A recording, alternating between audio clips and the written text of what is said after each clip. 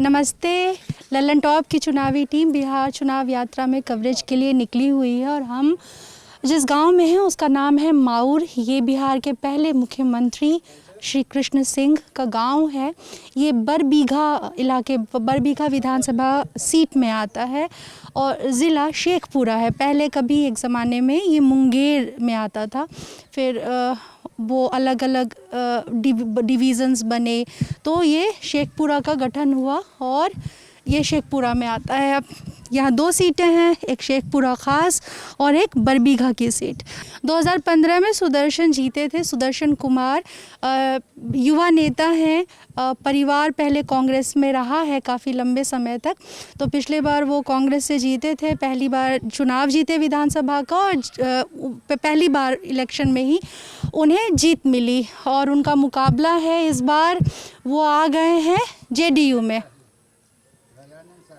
इस बार वो जेडीयू में आ गए हैं सुदर्शन कुमार और उनसे पहले जो यहाँ के विधायक हुआ करते थे गजानन शाही, जिनको यहाँ के लोग प्यार से मुन्ना शाही कहकर पुकारते हैं, लोकप्रिय नाम मुन्ना शाही, वो पिछली बार उन्हें टिकट नहीं मिला था गठबंधन में, यहाँ का कोटा नहीं आया था जेडीयू से तो उनको मिला नहीं था। अब वो वापस कांग्रेस में चले गए हैं तो प्रत्याशियों ने एक दूसरे पार्टी में स्विच किया है।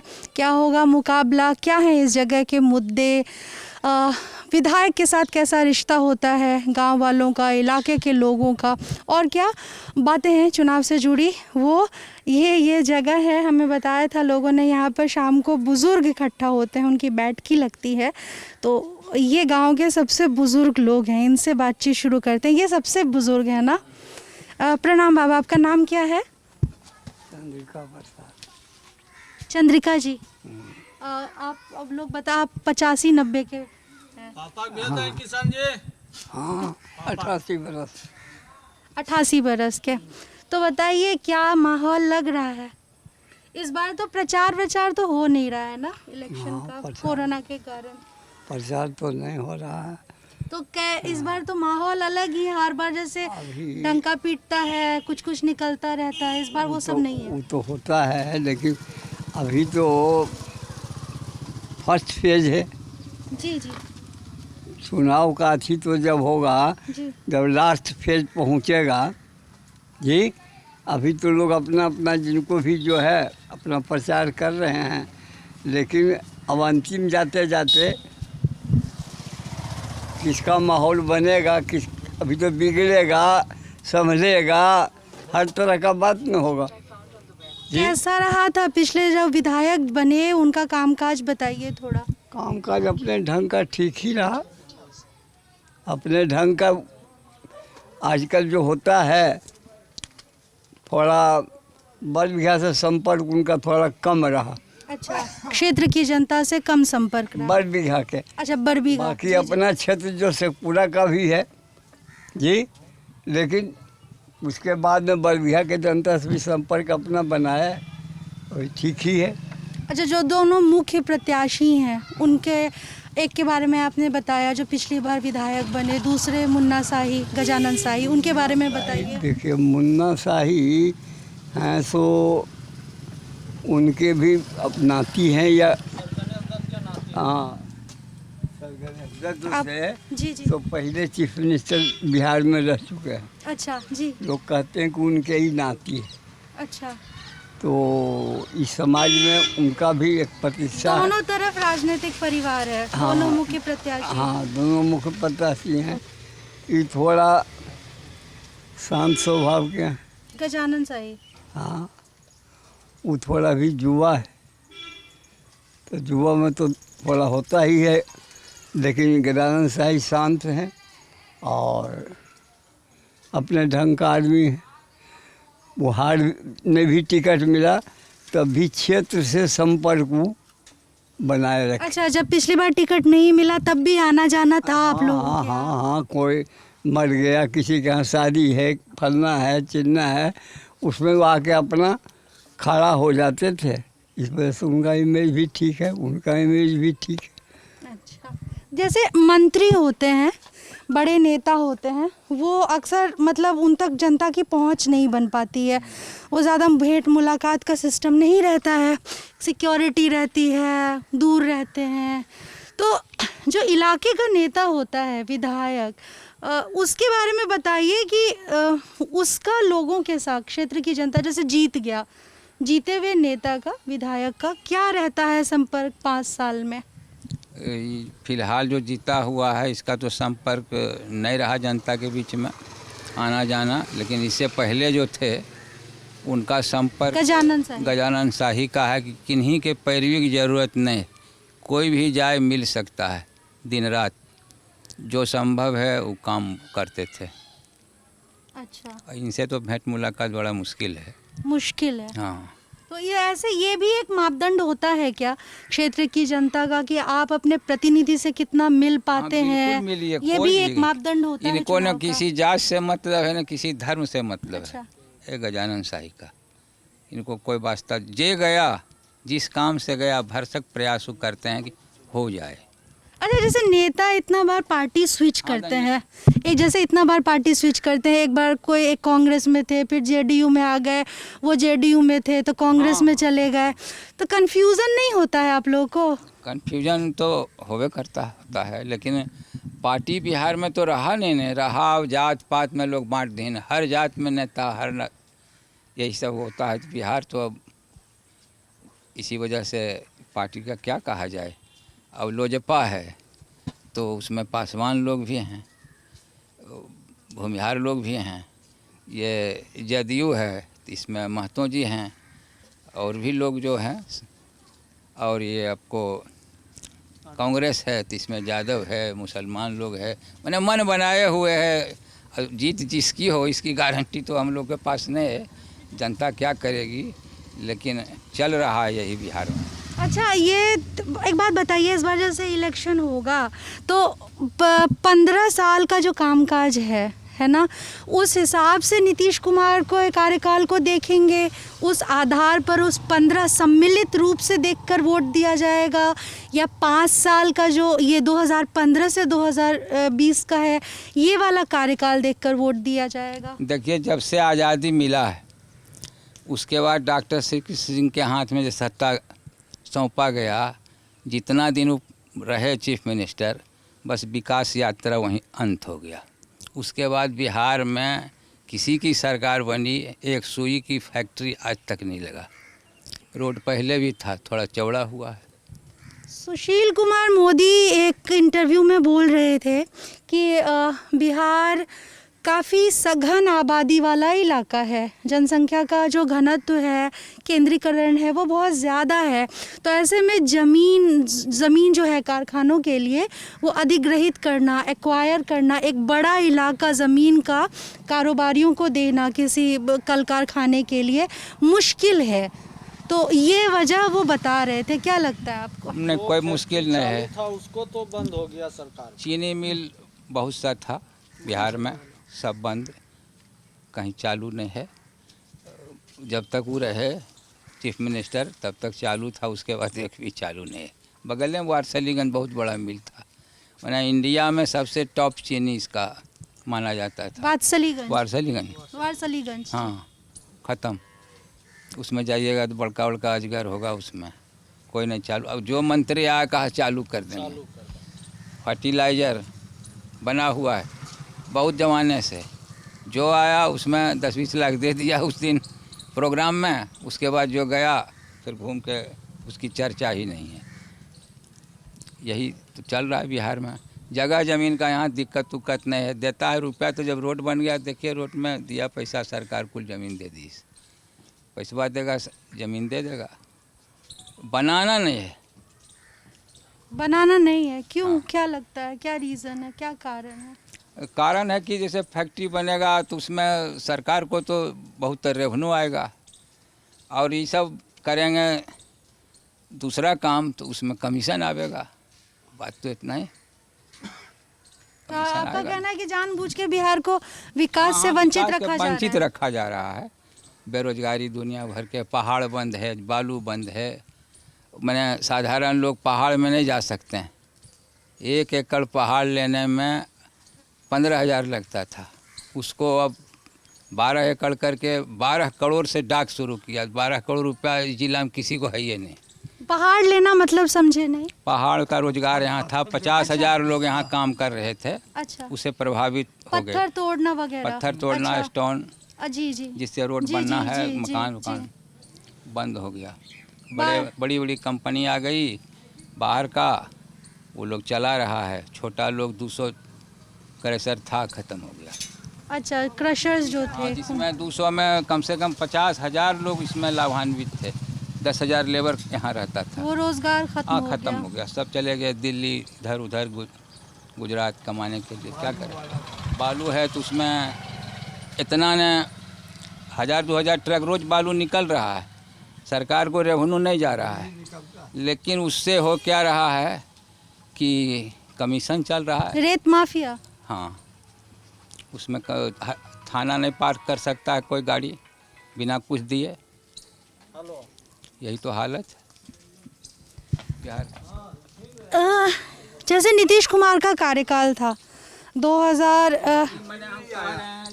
इनका 15 साल का कार्यकाल का कहानी हो अच्छा, गया। उसके पहले का उसके बताइए। पहले का तो खैर कहिए। उसके पहले का बताइए, जब बिहार- लालू जी का दौर उसके था। बाद तो मान लिया, उससे पहले तो कुछ था ही नहीं। कुछ था ही नहीं मतलब थोड़ा और जो बिहार के पॉलिटिक्स को नहीं समझते हैं, मान लीजिए जो दर्शक नहीं जानते हैं बिहार की पहले स्थिति, था उनके कि लिए इतना बताइए। भाग दौड़ नहीं था, न थाना तंग कर रहा था, न पुलिस कमीशन ले रही थी, न ब्लॉक में दलाली था। ये सब नहीं था।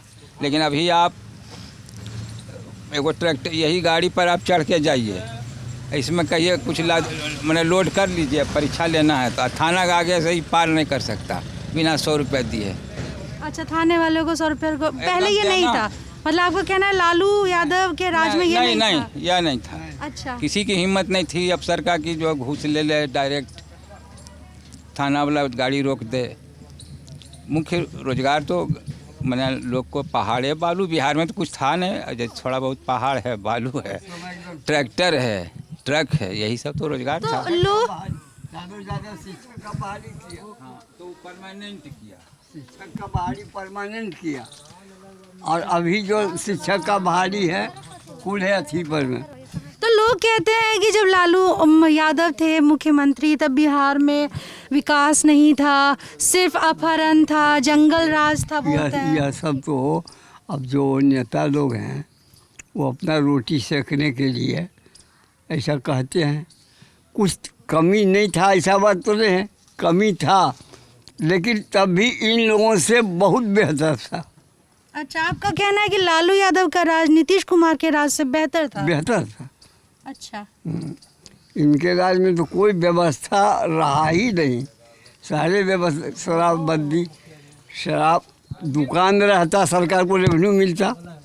आज हालत ये हो गया कि अब घर घर में लोग शराब बेचना शुरू कर दिया, जिसका ज़रूरत नहीं था। पहले जो पीने वाले लोग थे अपना दुकान में जाते थे, खरीदते थे, अपना पीते थे।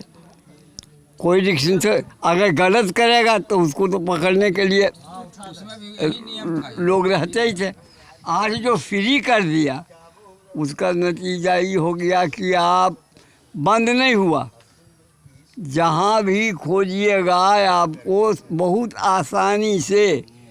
पहले तो दुकानों जाना पड़ता था, अब दुकान जाने की आवश्यकता नहीं है।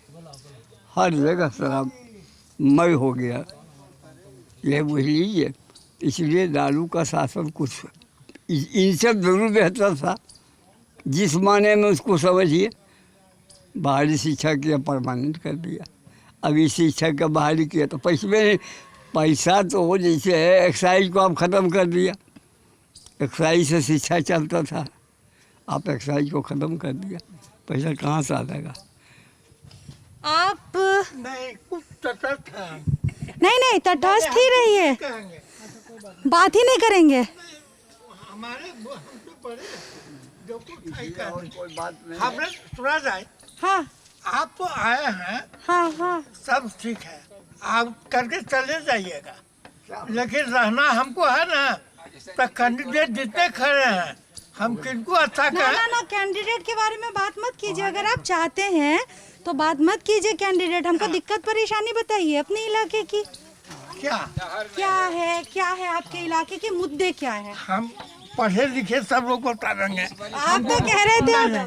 हमको माफ कर दीजिए। अच्छा चलिए, वो बात नहीं करना चाहते। नहर वाला बड़ा भारी है। नहर का मुद्दा। नहर का भारी मुद्दा है। मतलब 30 साल से नहर आ ही नहीं रहा है, जबकि उस नहर के लिए विधानसभा में और पार्लियामेंट में अपर सक्रिय योजना आज से नहीं चल रहा है।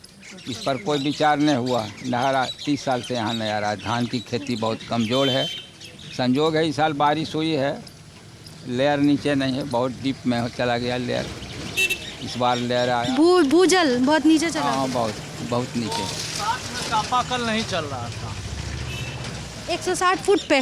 हाँ 160 जिनका चापाकल था, अच्छा, उनका चापाकल नहीं चल रहा था, सूख गया था। सारा चापाकल 100 में 90 चापाकल माउर में फैल हो चुका था। 100 में 90 चापाकल, जिसके चलते बहुत लोगों को परेशानी हुई कि बोरिंग कराना पड़ा।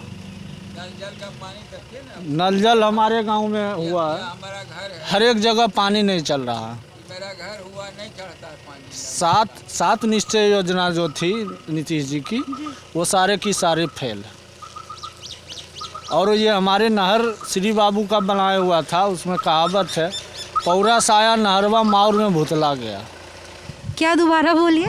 पौरा से आया नहर और माउर में भुला गया। पौरा से, अच्छा पौरा से नहर चली। गांव है जी, नदी। अच्छा पौरा नदी है, कादिरगंज के पास है। तो आज से 5 साल 6 साल पहले तक हम लोग को उसी पानी से हम लोग का खेती होता था। लेकिन इधर 5 साल से हम लोग का नहर का पानी नसीब ही नहीं होता। अगर जो भगवान की बारिश आई तो हम लोग का धान उपजता, अगर जो भगवान की बारिश नहीं आई तो हम लोग का धान उपज नहीं होता। इस साल हम लोग का कुछ अच्छा है और कुछ ज़्यादा पानी पड़ने से बुरा भी हो गया। अच्छा कुछ नुकसान भी हुआ। हाँ कुछ पानी। लेकिन इस बार लोग बता रहे थे कि धान की फसल अपेक्षाकृत बेहतर है। जैसे हमारे यहाँ की पानी की निकास नहीं है, अब रेलवे लाइन बन गई है, अधूरी है, वो अधूरी है। उसके वजह से 2003 में आई थी ना वो लाइन, रेलवे लाइन, अभी पूरी नहीं हुई है। अभी यहीं तक वो मामला रुका हुआ, माउर तक के ही मामला रुका हुआ।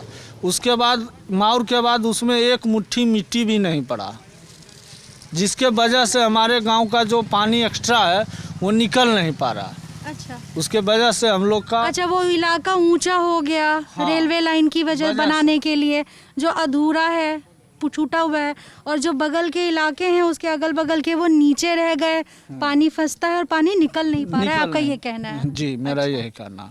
और जो बताए पहाड़ के बारे में, अगले 6 साल पहले हम लोग के एरिया के लगभग 50,000 मजदूर वो पहाड़ से शेखपुरा डिस्ट्रिक्ट और बरबीघा ब्लॉक के लोग काम करते थे।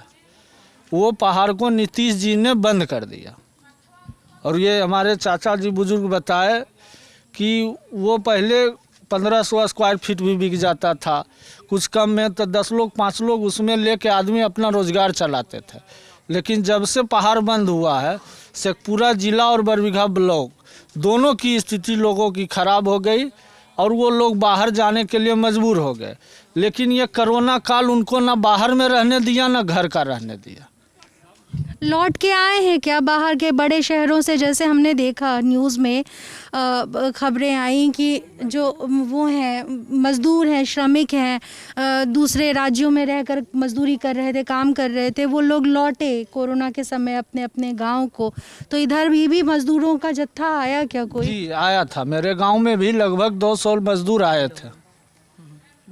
200 लेबर मेरे गांव में भी लगभग आए थे और वो 200 के 200 अभी तक मेरे गांव में बेकार पड़े हुए।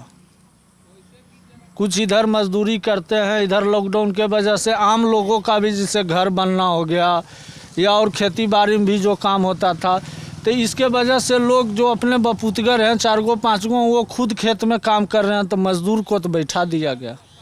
मजदूर को इससे पहाड़ बंद होने से शेखपुरा जिला बरबीघा ब्लॉक को बहुत भारी नुकसान हुआ। अच्छा, आपसे पूछते हैं, ये बताइए कि जैसे बिहार है तो यहाँ पे एक पॉलिटिक्स में चुनाव की एक बड़ी हकीकत बन गई है, एक अनिवार्य सी चीज़ बन गई है गठबंधन, ठीक है। सारी पार्टियों को लग रहा है कि अकेले अकेले लड़ने में समझदारी नहीं, उधर वो वोट बैंक है, इधर ये वोट बैंक है, मिल जाएंगे तो ये हो जाएगा, इधर कैप्चर कर लेंगे। ये क्यों है ऐसा? क्यों है ऐसी स्थिति कि गठबंधन इतनी बड़ी सच्चाई बन गई, इसके बिना गुजारा नहीं चल पा रहा? अब किसी के पास शक्ति नहीं है, ताकत नहीं है। अब अकेले लड़ने की शक्ति किसी के पास नहीं है बिना गठबंधन के। ये ऐसे भी क्या इंटरप्रेट किया जाए इसे कि जातियां इतनी आपस में बट गई हैं, क्या जाति की राजनीति ही असलियत है अब? अभी तो वही है, जात पात नीति लोग का है, पहले नहीं था ये। पहले नहीं था। आपने तो बहुत सारे इलेक्शन देखे होंगे। यह देखिए उनकी है, एक हम किताब लेते आए। अच्छा, ये आप तस्वीरें लेकर आए हैं, ये पुरानी एक पुस्तिका है। अच्छा, मुंगेर का वकालत खाना, जहाँ श्री बाबू ने 1915 ईस्वी में वकालत शुरू की थी और बाद में उसे छोड़ दिया था क्योंकि वो स्वतंत्रता आंदोलन में शामिल हो गए थे। किसान संगठनों के साथ भी उन्होंने काम किया। फिर ओरिजिनल पिक्चर देख लीजिए। जी, ये देखा था हमने। यही है और है, ये जो खटोली वाली बात बोले थे ना, ये देखिए बता देते, यह देखिए दो हित्र मैंने होता है नाती। अच्छा, जी। हाँ, दो हित्री मैंने नथनी। तो ये आप बता रहे थे कि पहले की पॉलिटिक्स नहीं थी। जहाँ आप लोग बुजुर्ग लोग हैं, है ना, थोड़ा सा अपने अनुभव से याददाश्त। आप जिसके फोटो लगाए हुए हैं नहीं था। तो हटाने हुआ प्रधानमंत्री जवाहरलाल के कैटेगरी में थे। इनको एलडीजी सेक्रेटरी काउंसिल का मेंबर बनाया गया था। ये मुख्यमंत्री से ऊपर थे। तीन राज्य का समय यह सोचिए। एक ही था, उड़ीसा। अच्छा, आर्ट्स के विद्यार्थी अब साइंस का काम जानते थे। इनका दिया हुआ दूरबीन मुजफ्फरपुर कॉलेज में है। इनका दिया हुआ दूरबीन श्री कृष्ण मुख्यमंत्री डॉक्टर श्री कृष्ण सिंह पटना कॉलेज में है। इनको कुर्स्चेव जो थे ना, कुर्स्चेव बुल्गारियन रूस से आए थे, जी। तो उन्होंने उनको दूरबीन दूत ऑफर किया था। एक दूरबीन बहुत शक्तिशाली था जो पटना कॉलेज को दान में दी। ये बातें हैं, जैसे आप पुराने दिनों की बात बता रहे हैं। हम ये भी जानना चाहते हैं, जैसे जो दर्शक हैं, नहीं है, हम बता देते जात पात नहीं है, आप कह रहे हैं। समय हम बता देते हैं। हाँ, बताइए। देवघर मंदिर में हरिजनों का प्रवेश वर्जित। जी। विनोबा भावे वहाँ हरिजन के लेकर के सर्वोदय नेता गए, जल चढ़ाने के लिए उनको पिटाई हुई। जी। उसके बाद चीफ मिनिस्टर 10,000 हरिजन को लेके आगे बढ़ के जल लिए हुए, सबको वहाँ अलाउड करवा दिए। सब लोग उसी दिन से चालू है। जात पात तो नहीं है। जमींदारी उन्मूलन इनका मुख्य कारण। जमींदार लोग मतलब यहाँ रौंदे हुए था, थे अपनों जमींदार, लेकिन उसको ख़त्म कर दिए, जिसमें हम लोग को भी नुकसान हुआ है। ऐसी बात नहीं है। आप लोग का भी हुआ था? हुआ नुकसान खूब हुआ। सैकड़ा बीघा चला गया बिना पैसा का। फिर भी उनके फैसले का समर्थन है आप? हाँ, समझ मतलब ऐसा काम किए जो सबके लिए अच्छा रहे। हमको नुकसान हुआ, बाकी लोग तो फायदे में रहे ना। सब लोग, एक आदमी को नुकसान हुआ, सैकड़ों को लाभ मिला, तो वो बात। ये बताइए, जैसे आप पुराने दिनों में, आप ठीक है पुराने दिन है, बीते हुए दिन है ना, लेकिन अब तो बिहार की ये कहाँ ले जा रही है जाति की पॉलिटिक्स? बिहार को क्या फायदा पहुंचा रही है अभी? रसातल में। हाँ, रसातल में। अभी तो आप कल्याण बिघा आप गए हैं? जी। गए ना, वहाँ क्या देखे, यहाँ क्या देख रहे हैं? कल्याण बिघा मुख्यमंत्री का गांव है, काफ़ी सुविधाएं हैं, बुनियादी ढांचा बहुत बेहतर दिखा। चारूगल से रोड है। जी, चारों तरफ से लोग हैं। शूटिंग भी है, सब शूटिंग रेंज है। हाँ, सब कुछ है यहाँ दिखा दिए। वाजिब कुछ नहीं था। हम लोग बच्चे में ठेलते थे गाड़ी, बता तो रहे हैं। अच्छा, तो मतलब आप अपने अपने इलाके की, अपने अपने जगह की आप बता रहे हैं कि हाँ, उस समय तो था पूरे, अभी अब तो झारखंड हो गया, छोटा नागपुर में जितने कल कारखाना था सब उन्हीं का बनाया हुआ है। अभी की पॉलिटिक्स के बारे में बताइए। अभी पॉलिटिक्स तो अब अभी पॉलिटिक्स क्या कहें, बहुत गंदी पॉलिटिक्स। कैसे, किस मायनों में? किस में एक तो जातिवाद है, दूसरी बात है कि क्राइम भी नहीं रुक रहा है, लूट खसोट ज़्यादा है। अच्छा, अभी के लूट खसोट ज़्यादा है, बलात्कार ज़्यादा है, चोरी डकैती ज़्यादा है। लोग कहते हैं कि नीतीश कुमार ने विकास तो किया, कई लोग कहते हैं कि 2005 से 2010 का जो कार्यकाल था वो बहुत बढ़िया था, कई लोग कहते हैं कितना कि 2005 से 2010 का जो कार्यकाल था उनका बतौर मुख्यमंत्री, पहला वाला, लोग कहते हैं फर्स्ट बार ठीक था, फर्स्ट बार ठीक था, उसके बाद नहीं। उसके बाद न क्राइम रुक रहा है, न जातिवाद रुक रहा है, न कहीं कुछ, न बलात्कार रुक रहा है। बहुत ज़्यादा चरम सीमा पर, कोई कंट्रोल नहीं। अच्छा, बीजेपी और जेडीयू गठबंधन के बारे में बताइए, जब अलग हुए फिर साथ आए, क्या सोचते हैं, इसको कैसे देखते हैं? देखते हैं इसलिए कि सत्ता के अधीन आना है, और क्या। गठबंधन, पहले तो गठबंधन था नहीं, गठबंधन नाम का चीज़ भी नहीं था उस समय। कांग्रेस के अलावे ये नहीं था कि कोई राज करेगा तो कम। अभी तो बिना गठबंधन का कोई सरकार ही नहीं चला सकता है। बीजेपी कितना बड़ा फैक्टर है बिहार में? बीजेपी का राष्ट्रीय नेतृत्व है, ठीक है, वो कितना बड़ा फैक्टर है? वो तो मोदी जी हैं, प्रधानमंत्री हैं तो सही है, विदेशी नीति भी सही है, उनमें कोई खास गड़बड़ी नहीं। राष्ट्रीय मुद्दे क्या प्रदेश की राजनीति का हिस्सा होते हैं, मायने रखते हैं क्या राष्ट्रीय मुद्दे विधानसभा के चुनाव? नहीं, राष्ट्रीय मुद्दा तो रहवे करता है, उसमें रहता ही है, राष्ट्रीय मुद्दा तो रहेगा ही। मोदी में कहीं कोई गड़बड़ी नहीं। जैसे नीतीश कुमार की कुछ वक्त तक मोदी जी से शिकायत थी, ठीक है, कई मामले फिर अलग भी हो गए, ठीक है, तो सब उस दौर का अलग होने और फिर साथ आने का वो बताइए। जब फिर आरजेडी के साथ चले गए थे तो इनको कुर्सी के वजह से सत्ता रहना चाहिए, चाहे वो आरजेडी से संपर्क हो जाए, कम्युनिस्ट से हो जाए, सत्ता रहना चाहिए। कुछ ऐसे लोग भी हैं ना। युवा नेताओं को फॉलो करते हैं क्या आप लोग?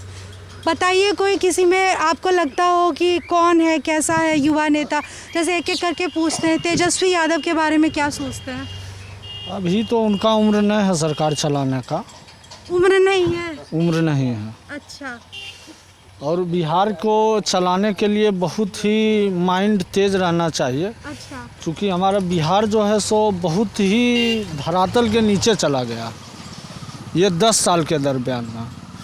पहले लालू जी के राज में हमारे चाचा जी बताए थे कि कहीं भी आप जाइए, इजी वे में ऑफिस हो या कहीं वो भी हो, आपका काम आसानी से हो जाए। आपका कहना है, आप लोग कह रहे हैं जैसे, लेकिन कई आंकड़े भी बताते हैं इस तरह के हैं, कई वो हैं कि पहले उस दौर में अपराधों में काफ़ी तेज़ी आई थी। इस बात से आप इत्तेफाक रखते हैं या नहीं? जी, इसमें तो है कि उस समय अपराध में तेज आई थी और उसको नीतीश जी ने रोका, लेकिन पूर्णतः नहीं रुक पाया।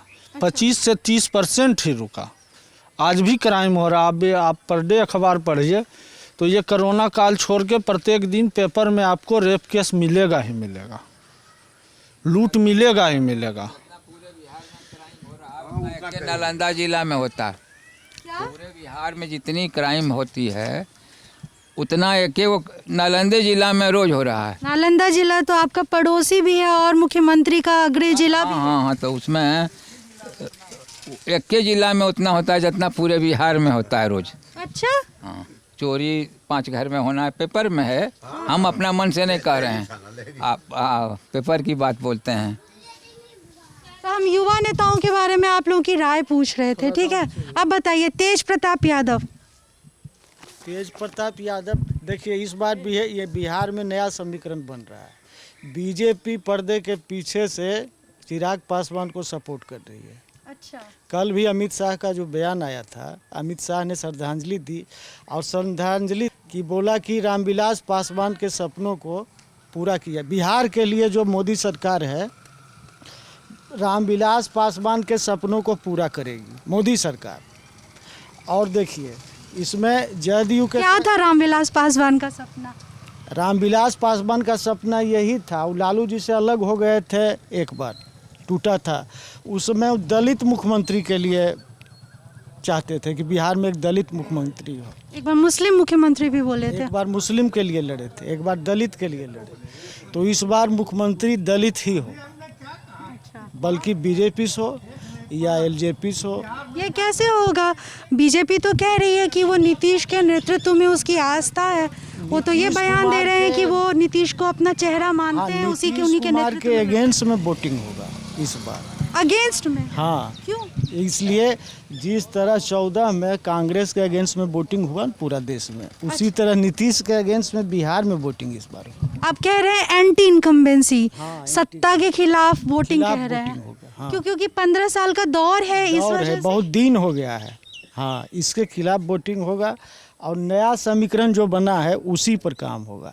देखिए जेडीयू को तो सब जगह नुकसान होगा एलजेपी के कारण। अच्छा। लेकिन बीजेपी जहाँ खड़ी है, जहाँ से सीट पर 110 सीट पर बीजेपी खड़ी है, वहाँ तो एलजेपी का भी वोट उसको मिलेगा। एलजेपी उसके खिलाफ उम्मीदवार नहीं उतारेगी। नहीं उतारी है, तो एलजेपी का वोट बीजेपी को मिला और जेडीयू का वोट मिला 100। इस बार बीजेपी बड़े भाई के रूप में बिहार में खड़ी है।